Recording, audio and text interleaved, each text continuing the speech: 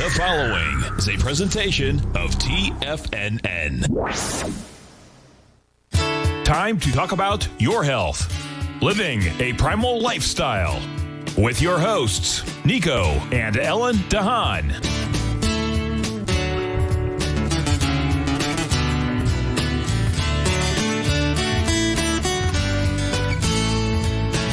Now, Nico and Ellen Haan.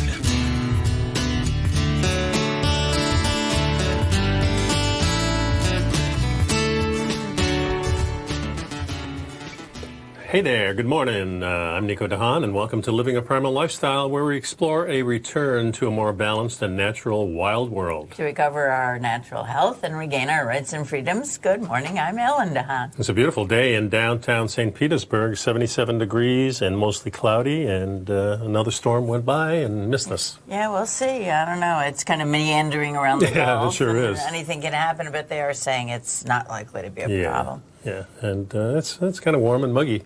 It is, but there's a heat wave around the country, so it's not, right. just here. I'd like to remind you folks to pick up our Primal Edge, our one-shot wonder, over 310 organic, cell-ready liquid ingredients. And this is full of all the stuff you need to be healthy. You know, for years I searched for the one-shot wonder, and this is it. And, Paige Clark helped pull this together.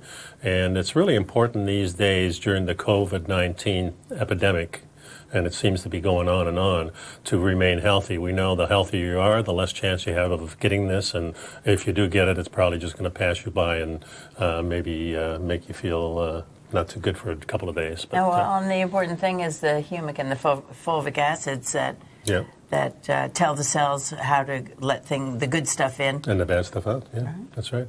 And the second thing is our newsletter, which follows the show. All the articles that we talk about on the show are in here, so you can make up your own mind. And the number here is 877-927-6648. I want to start today with this one. This comes from the Paleo Diet, and it is authored by Bill Mancy. And a great debate of our time, should I choose wild or farmed fish? And we've always been of the notion that farmed is probably not as good as wild. I would think it probably depends, just like on land, if the wild fish are eating well. Yeah, that was the thing. That would be good. For me, the debate was solely about what are they feeding the fish in the farm. Yeah. That's one of the considerations, for sure. Well, that was something that was kind of, because of my grain sensitivity, I was concerned about feeding fish grain. And then my other concern was, but now we have things like the Fukushima meltdown and radioactivity in the water and mercury. Yeah, and the top of the food chain and the wild fish. So you hardly know what to do. It does get confusing. Well, the general consensus has always been that wild is better because they go out and find their own food. They know what they want to eat, and they eat the right thing. Whereas farmed food, that they're being fed, and what they're being fed with probably depends on the farm itself. Yeah. Just like in say grass-fed beef, we have the conventional where we jam everybody together, feed them whatever we can, and come out the other end with a nice piece of meat that is very economically good for the people, and they make a lot of profit off it. Whereas if you send the cows out to the ranch and let them eat the grass and do that whole thing, you're probably butchering less. The cows may not be as big because they're not artificially fed.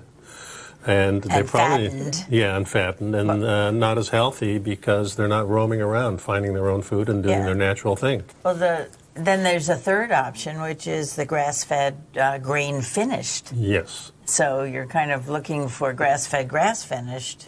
Yeah, because the grain finished. At the last. Yeah, and the grain finished, the reason for that is to fatten them up a little bit more at the end to get that nice marbling in there, which we really like. But that's also in the wild. Right, in the meat. Let's see what this author says. The belief is that wild fish are better for you than farmed fish, more wholesome, more nutritious, more natural, better for the environment. Live a better life is just one example of the real bias in facts. This author says it's a religion.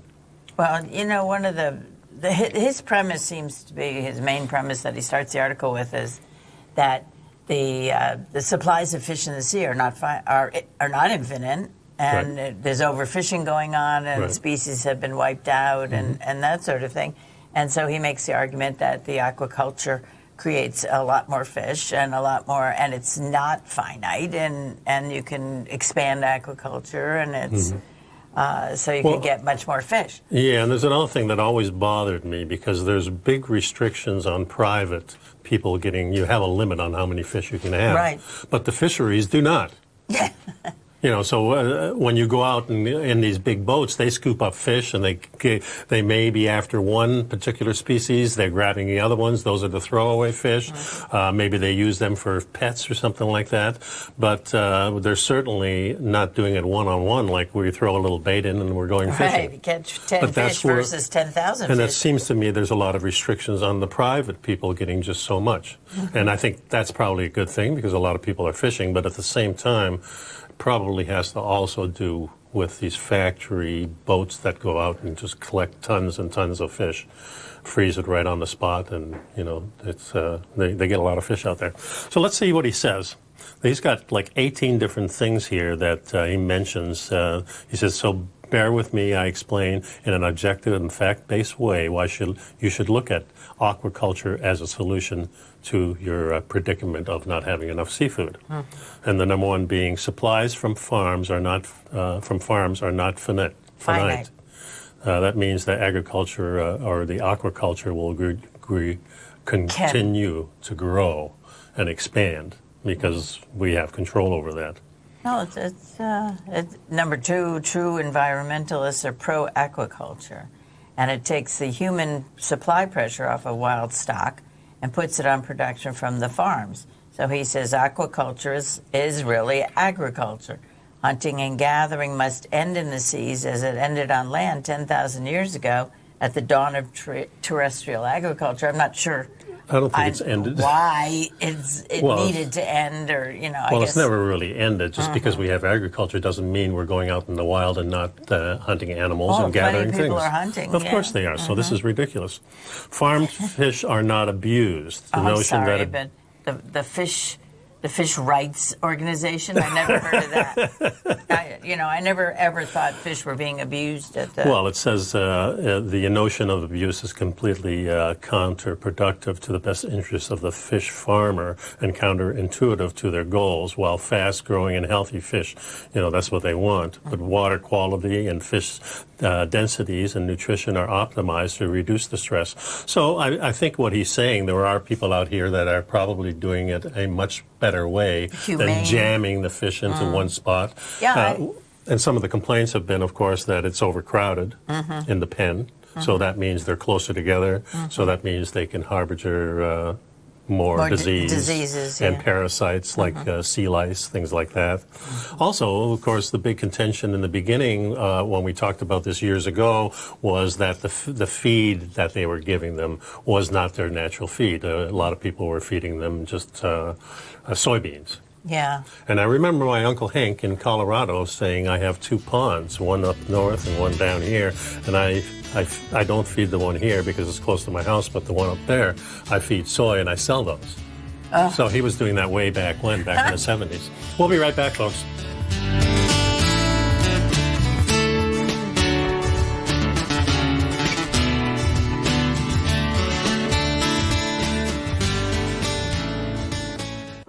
Introducing Primal Edge. Today, it's even more important to take a supplement that complements your health. Primal Edge is specifically formulated to boost your immune system and help with weight loss, better sleep, stress reduction, and the need to detox. Our early ancestors found all their nutritional requirements in the wild environment. But today, our food sources don't contain the vitamins, minerals, and nutrients that we need to stay healthy and strong. That's why we need Primal Edge Daily Nutrition.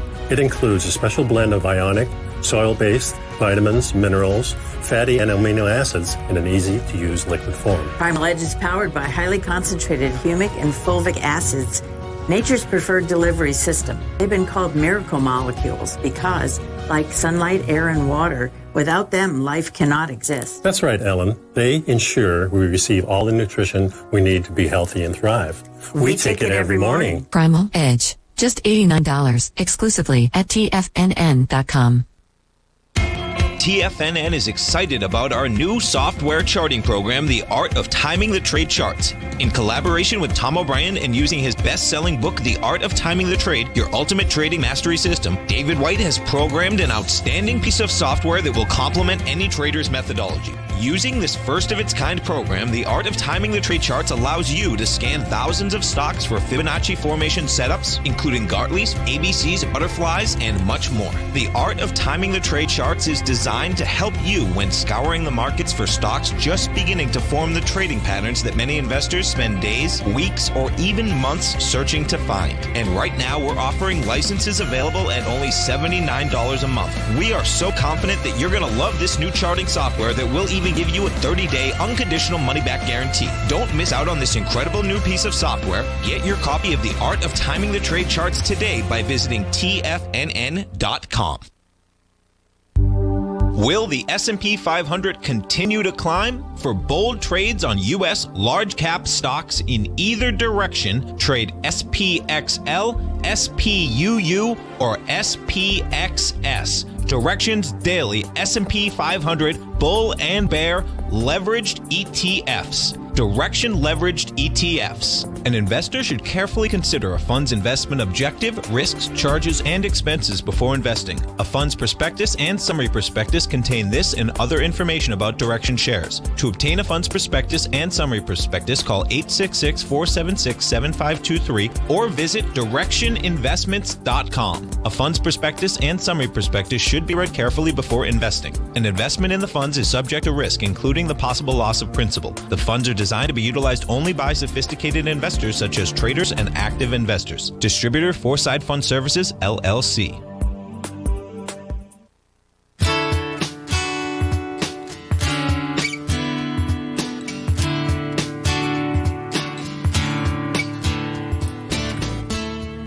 And welcome back. You know, what really bothers me in this third one that he says that, or in the second part, he says that the hunting and gathering must end in the seas as it has on land.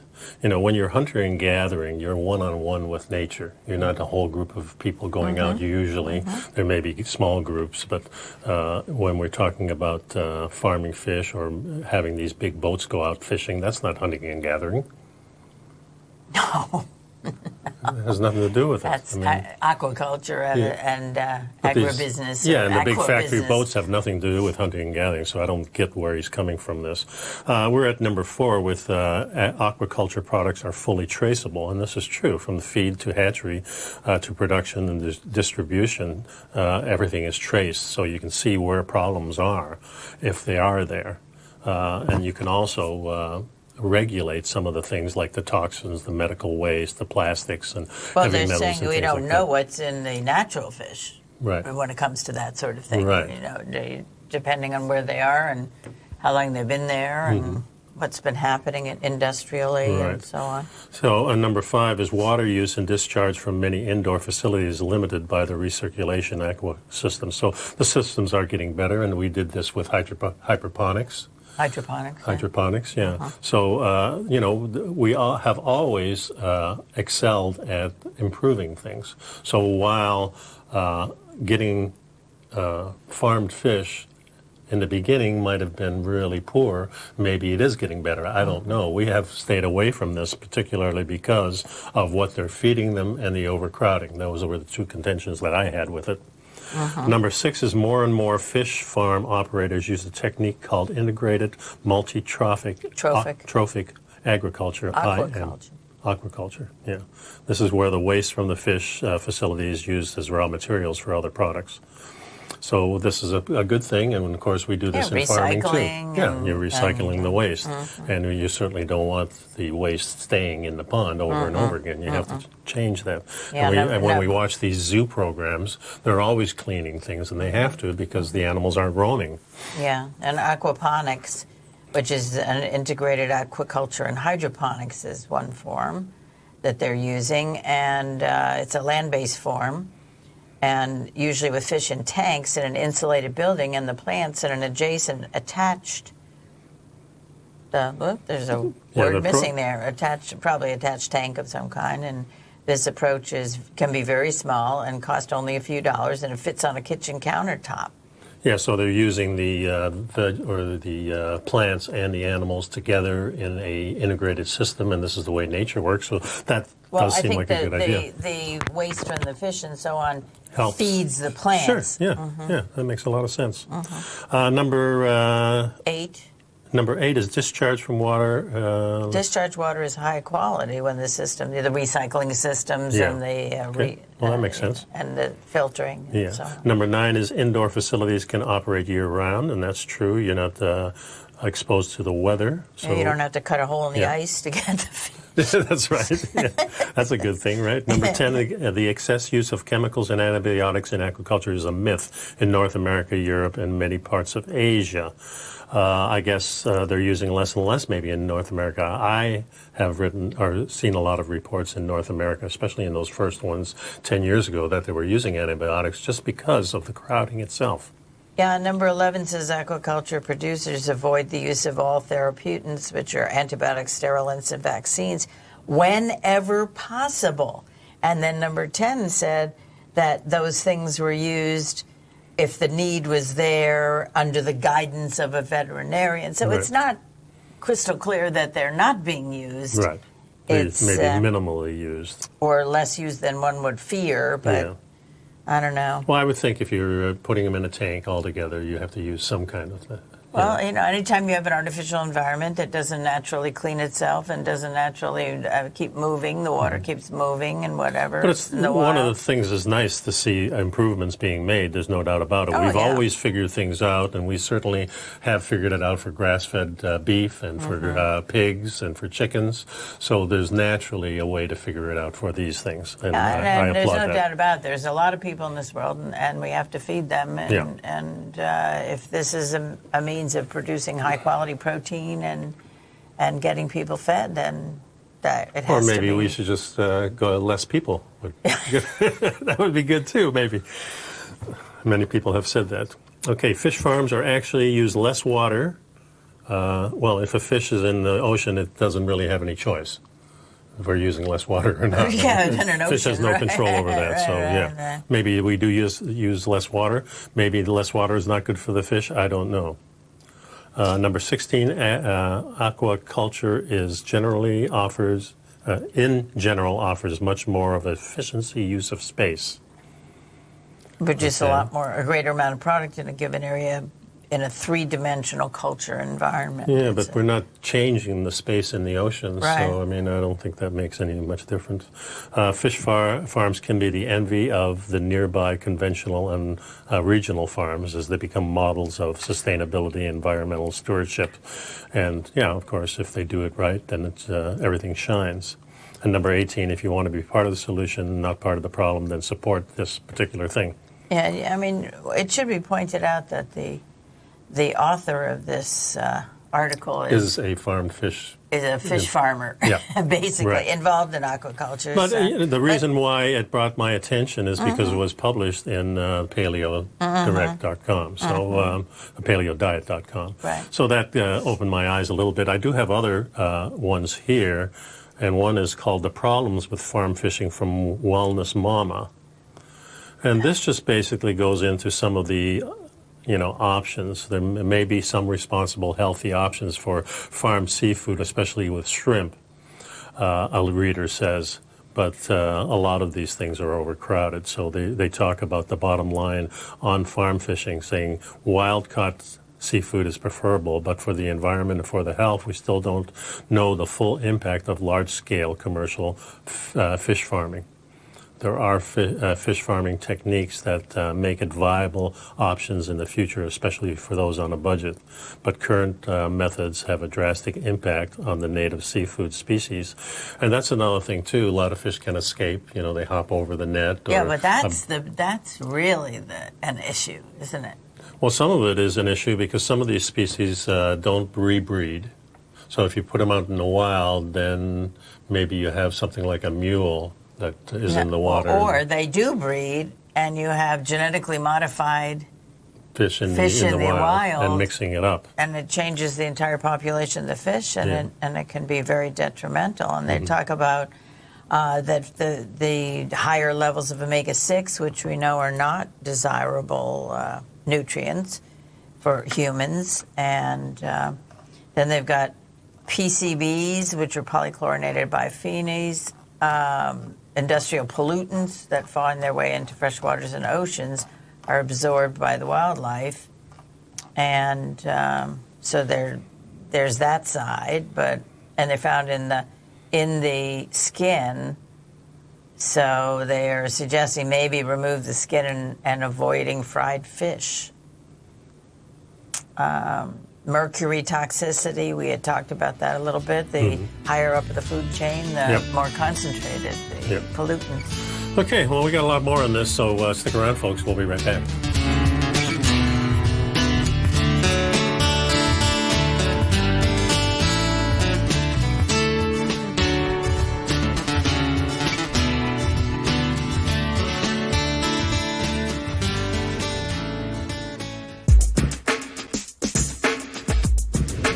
Would like to tell you about the personal training studio that Nico is the owner and president of, Performance Training. Since 1998, Nico has trained individuals and groups to improve their health both mentally and physically. As a certified personal trainer, Nico's main focus is on demonstrating exercises correctly to avoid injury and teaching his clients how to manage their past injuries while getting the most out of their personal training sessions. The Performance Training Studio is filled with unique training equipment that enhances balanced results at a faster rate while minimizing damage and discomfort. For more information, you can give Nico a call at 727-418-8740 or email him at nico@tfnn.com. Let him know you heard him on TFNN and save up to $100 on a special package just for TFNN listeners. Act today.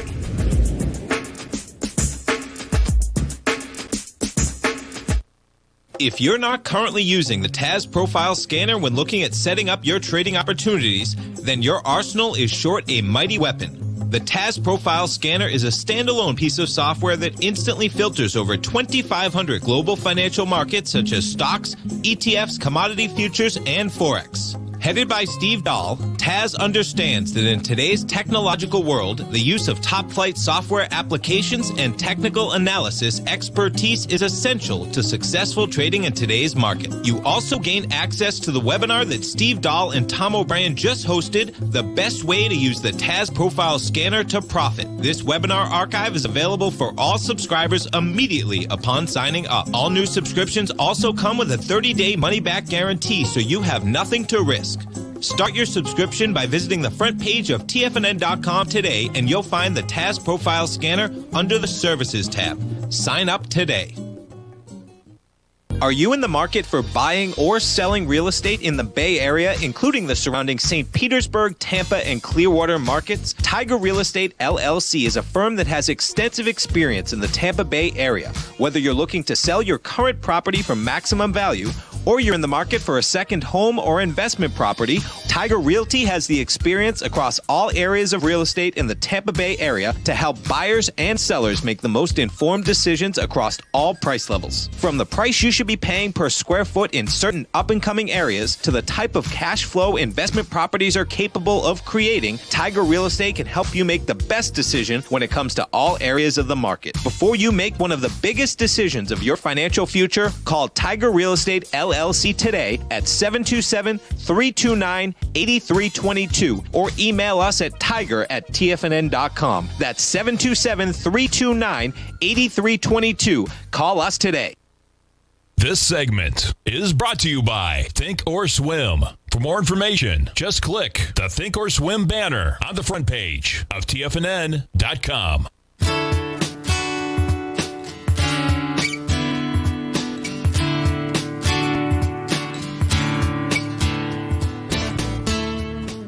So this next article here is Effective Farmed Fish Escapees on Wild Populations. This comes from the watch program of the Monterey Bay Aquarium.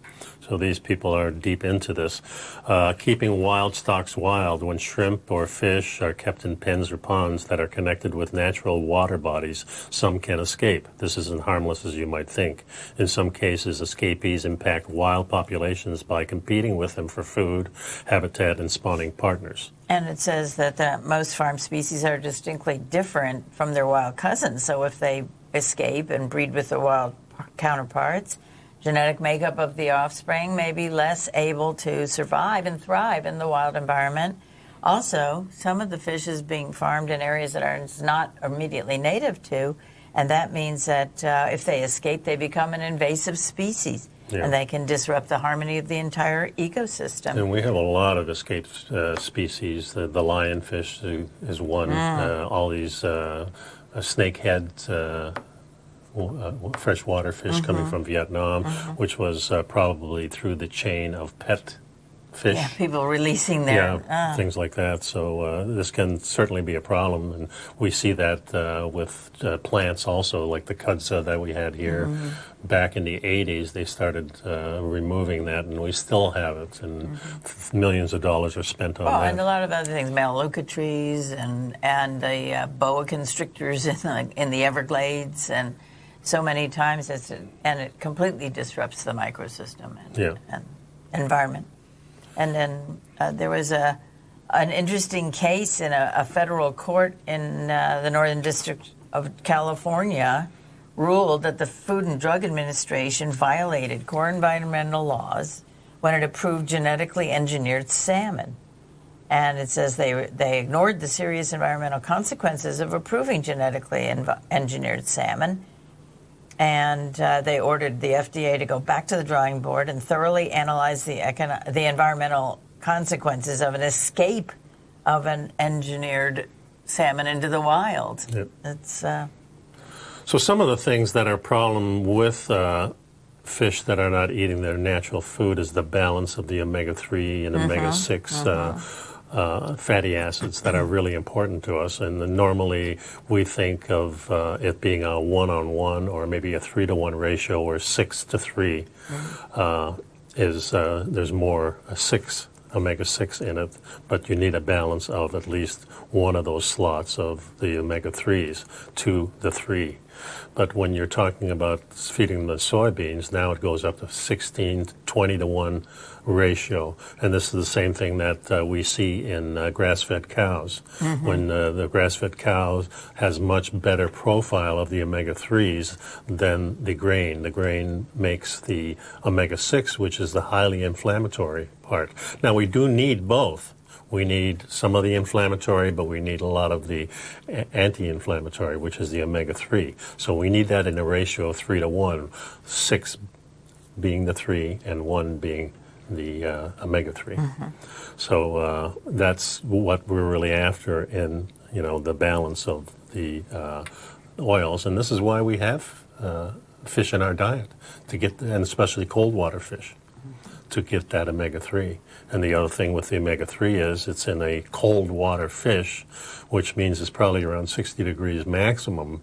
And when you bring it out into the lab and then put it into a little capsule and store it at room temperature, here in Florida, that could be 75, 80 degrees, which means it goes rancid very quickly. So when you take omega-3s, it should be put in the refrigerator, or it should be added to with some turmeric or something that will hold it in suspension and still not make it rancid, which turmeric apparently does, and a lot of people are using that. Just a little information about omega-3s. They're really important to us, and this is why we seek out the food that we do, the grass-fed beef, the shrimp and sustainable stuff, that salmon, the salmons, and sushi, sushi, all the good stuff, that's for sure.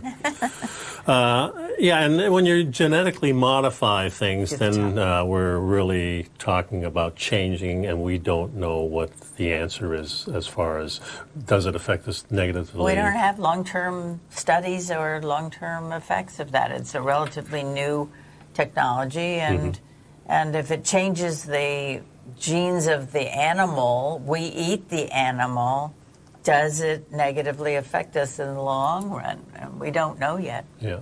The last article on this particular subject comes from Botanica. Yeah.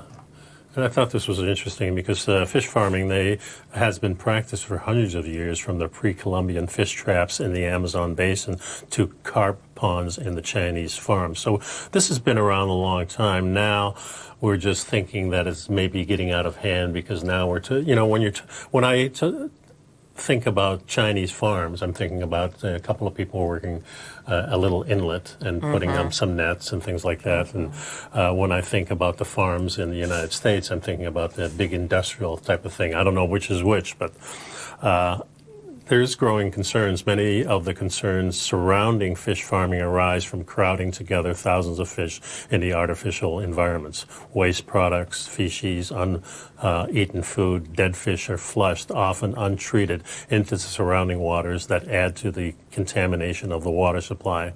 Also in this affluence are pesticides and veterinarian drugs that are used to treat the pests and the diseases that get on these fish because of the overcrowding. Such chemicals affect the entire aquatic ecosystems. In many areas in China, waters are already heavily polluted from sewage and industry and agricultural runoff, and this is just adding to it. Yeah, so the question is, should you be eating the fish if they're being raised in that environment? And then what happens to the wild fish because everything gets flushed out? You know, it's this concept, well, it's just natural stuff. But the natural stuff, yes, it came from a fish, but did it also contain the pesticides or the drugs or all the different things that are being used? Well, the other thing too is I remember Nora Gagata says she's not eating fish from the northern hemisphere at all, mostly just from the southern due to Fukushima and the other problems. I think if our body can handle a certain amount of this, and if you're being picky and eating good fish, then you can probably eat fish a couple of days a week, but I wouldn't eat it more than that, I think. I think maybe once or twice a week is enough, just because of the pollutants and the mercury and everything like. We know that's in there, not only in the sea but also in a lot of the freshwater lakes and things like that. So I think we just have to be a little bit careful. They also mention a lot of these articles that the bottom feeders are the problem. But as I've done research, I know bottom feeders are really good at extracting these and getting rid of contaminations too. This is their function. This is why oysters and shrimp and converting it. Yeah, and converting it. And then you have the grouper down there eating those things. And then you have the tuna eating everything else. These big predatory fish do carry some of the mercury, so you just have to be careful. Well, the problem is that if the bottom of the food chain has mercury, and then it gets eaten, and then by the time it gets to the top, the concept is that it's much more concentrated than it was. Yeah, it's possible that it is. I don't know. Okay, stick around, folks. We got a little more.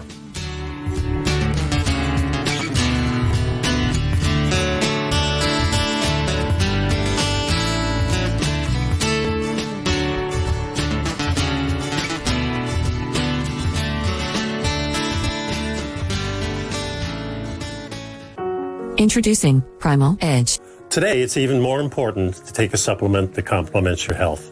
Primal Edge is specifically formulated to boost your immune system and help with weight loss, better sleep, stress reduction, and the need to detox. Our early ancestors found all their nutritional requirements in the wild environment. But today, our food sources don't contain the vitamins, minerals, and nutrients that we need to stay healthy and strong. That's why we need Primal Edge Daily Nutrition. It includes a special blend of ionic, soil-based vitamins, minerals, fatty and amino acids in an easy-to-use liquid form. Primal Edge is powered by highly concentrated humic and fulvic acids, nature's preferred delivery system. They've been called miracle molecules because, like sunlight, air, and water, without them, life cannot exist. That's right, Ellen. They ensure we receive all the nutrition we need to be healthy and thrive.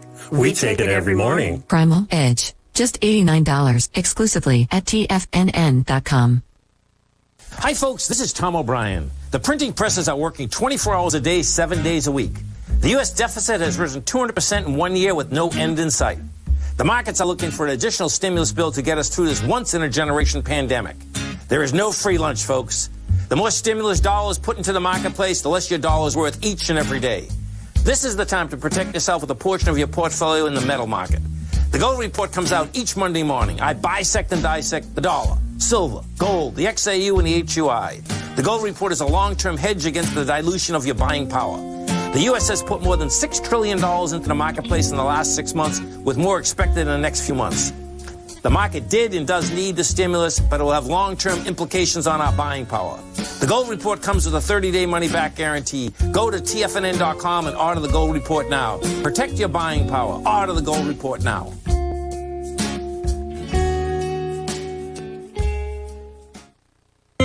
David White's newsletter, The Technology Insider, is focused like a laser on finding the next big things in technology. If you had invested only $10,000 in Microsoft in 1986, you'd have been a millionaire by 2000. Disruptive technology like Microsoft's is the key to these massive long-term profits, and the Tech Insider is the vehicle from TFNN to capitalize on these opportunities. This is the go-to newsletter that identifies, monitors, and profits on mostly little-known cutting-edge companies with great long-term prospects. David's experience is as an inventor of Emmy-winning animation products for TV and Hollywood that propelled a company public. Match that with 14 years as a full-time trader, and he's uniquely qualified to guide you through the light-speed world of ever-evolving high-tech. If you're ready to ride the next big technology bull market for less than $40 per month, log on to TFNN.com and get your 2-week free trial to the Technology Insider. Get in on the ground floor of the next big thing today. Don't forget, you can listen to TFNN live on your mobile device 24 hours per day. Go to TFNN.com, then hit Watch Tiger TV. That's TFNN.com, then hit Watch Tiger TV for the latest market information.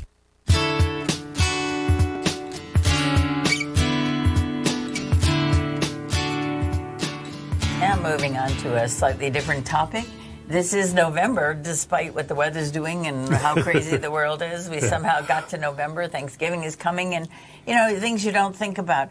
The turkey, we're not getting together for Thanksgiving because of probably COVID. Scaled down quite a bit. Or very small groups instead of large groups, and people are not flying all over the country to get together for Thanksgiving and so on. So now we have all the turkey farmers who've been planning for this Thanksgiving and started planning last November, and we've developed all the technologies to keep breeding for the fatter turkeys and the more plump breasts and so on.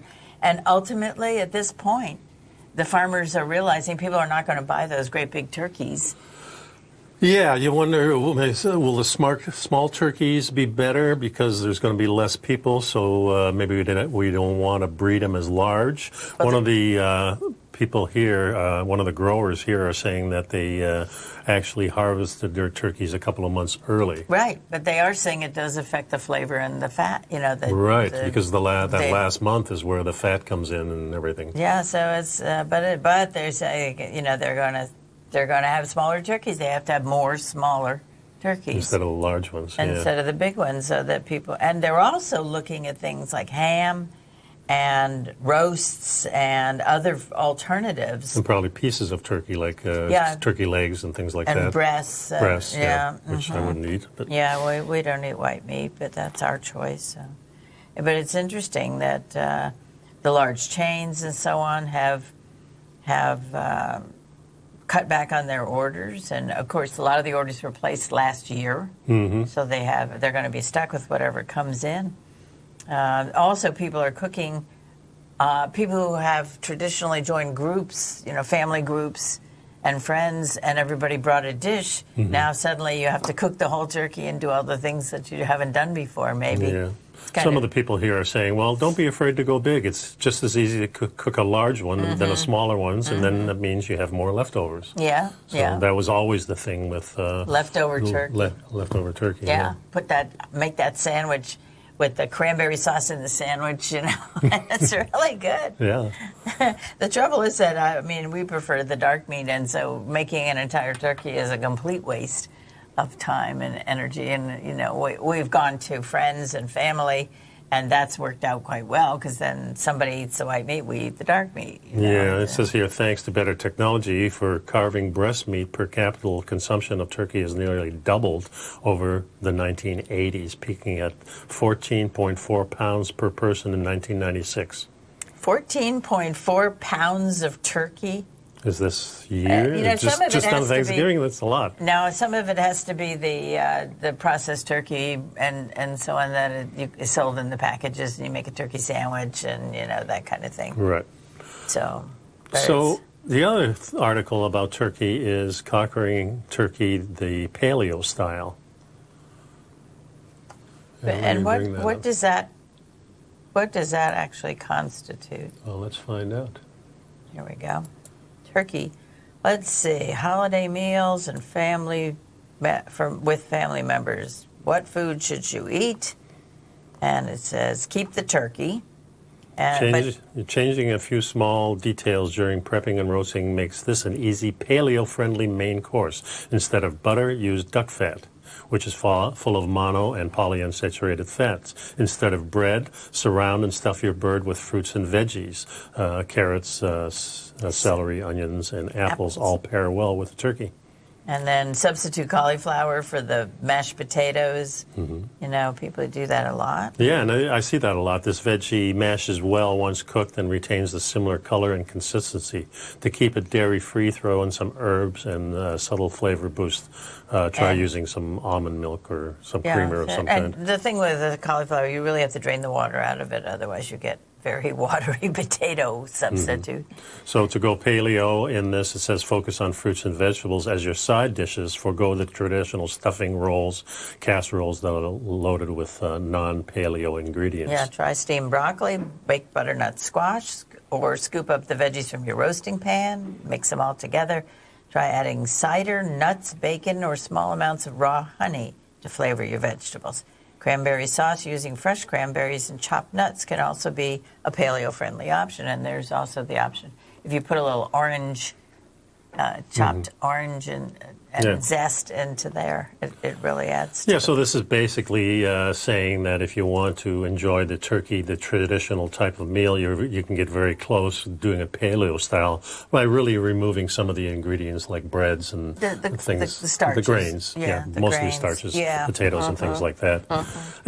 And even if you're eating some of that stuff, if you're eating it once a year, it's probably not going to be a big deal. If you want a traditional meal, and as long as the ingredients are good, and then some of the things with starches that you can do, we know that if you cook them twice, they're going to be much more easier to digest. So you can tweak some of these things and still have your traditional way. Twice baked potato. And as Cordain always said, that if you're doing it right 80% of the time, that 20% is not going to hurt you that much.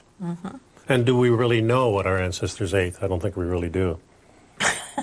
Oh no. There's another thing. The other part of this is handling Thanksgiving away from home. If you're not cooking your Thanksgiving meal, don't despair. You can still dine with a family, friends, and stick to your paleo diet. So that means you're going to a traditional meal, but now you kind of have to pick and choose what not to eat because it doesn't fit your lifestyle. Yeah, well, we've been doing that for quite a number of years. Yeah. You know, just pick what we want to eat without making a fuss about it. We were invited to a bridal shop, basically a bridal. It wasn't a bridal shower per se, but it was more a bridal honoring the bride pre-wedding thing, and that was nice. And it was very nice. And we went and got something to eat before we went to the that solves a lot event. of problems. And we said, you know, we are on a limited diet or a restricted diet, and so we didn't. And when I looked at the choices of food, I mean, they looked lovely. It was fruit and vegetables and little sandwiches, but we don't eat the bread and we don't eat the processed meat and so on. So it just made more sense for us to take care of ourselves and then go to the event and celebrate the occasion without eating things that we don't want to eat or shouldn't eat. And of course you can bring a dish for yourself. Sure. In a sense, because that's the normal thing that you do. You go someplace and you offer something. The other thing is plan and prepare. Most likely, you know, foods that'll be on that table. Prepare yourself ahead of time to pass over those things that aren't very paleo-friendly. But I love sweet potatoes. You know, well, sweet potatoes are actually paleo-friendly. They're better than white potatoes. Yeah, you know, everything in moderation. Don't fill your plate up with stuff that is. If you're going, I have a reaction to potatoes, and it's not a violent reaction, but the next day I know that I ate potatoes if I eat them, and same thing with bread. So, you know, I try very hard to control myself. At home we don't serve that. Right. And if we're out, just try not to eat the bread that looks so good on the table, and It smells so good. and smell, so fresh, warm But bread. once you stop eating that, it really doesn't affect you as much. That's for sure. We'll be right back, folks.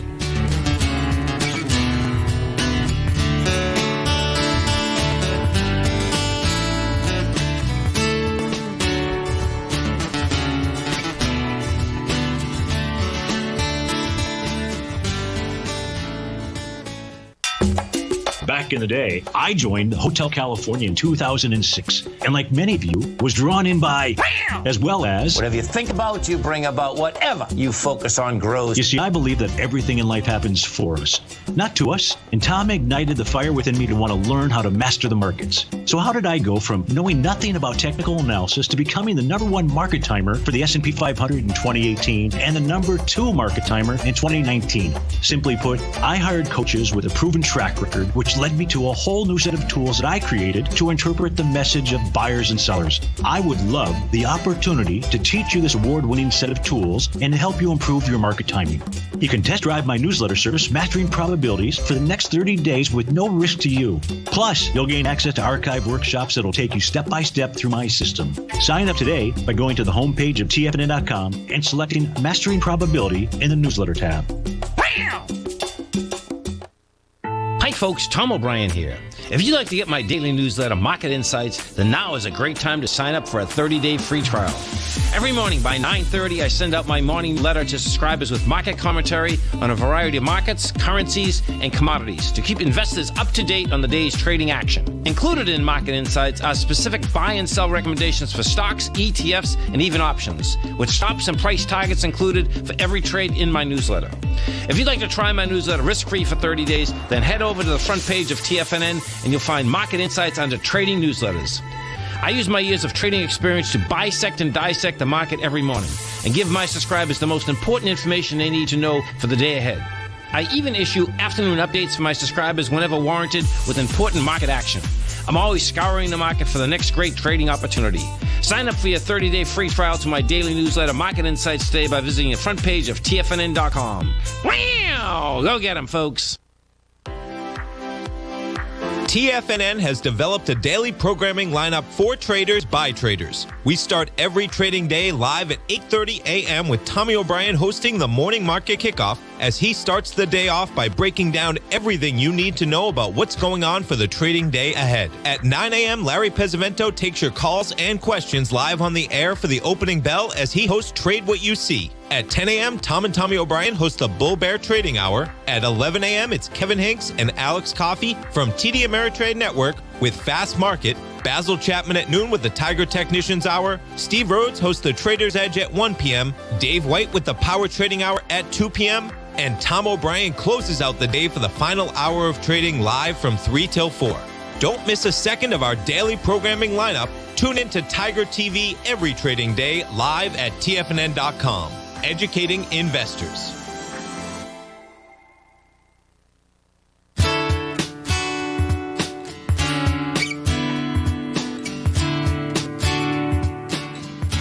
So you're Thanksgiving, you're at somebody else's house, they're not serving the same food you would serve, so you've got to be a little picky.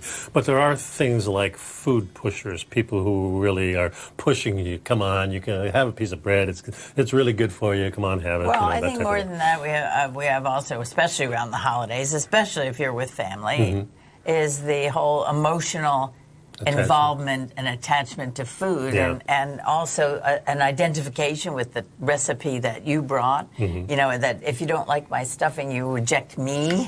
And it's very subtle, and they take it. People take it personally. I like what you do is you say you're allergic, and that pretty much, you know, that's a medical reason, even though you might not be completely allergic. That makes you feel distressed. So, and that's the other part. If you do eat some of these things, you cheat a little bit. You should know what bothers you the most. In other words, you know you're not going to eat any bread, but if you eat a sweet potato, it's probably not going to do too much. And I don't eat. You know, the other thing is that I take a small portion. And put it on your plate. You got it. That's it. And walk away from the serving dish. Or you can just feed it to the dog underneath the table, that type of thing. Got to find friends that have dogs. That's exactly right. And the last thing on this article talks about don't forget to exercise, sticking to an exercise plan, and this is because we think that eating food makes you heavy. And I remember back in the old days when I was a kid and I used to go to my grandparents' place, my grandfather would get up and say, okay, Nico, let's go and walk so we can get an appetite for our meal. Right. So we always walked before the meal. Now that somehow is switched to after the meal because now you've eaten, you got to get rid of the food, and because you go for a walk, you're digesting the food better or something. When we were kids, we're sitting in the house, and the smell of that turkey cooking would drive us crazy, So that's why they had to get out. We'd go for a walk, and we'd take a fresh walk. We were in Massachusetts, it was usually cold, and we'd take a nice walk around the neighborhood and just kill some time while the turkey was cooking, so we weren't tormented by the yummy smell. I remember one year my sister and her husband used to go up to Ohio to see his folks, and one year she decided to go for that walk before, and a snowstorm hit, and she came back like in 15 minutes. She was frozen solid. I'll never forget that image. Thanks for sticking around, folks. Stay warm. Yeah. Bye-bye.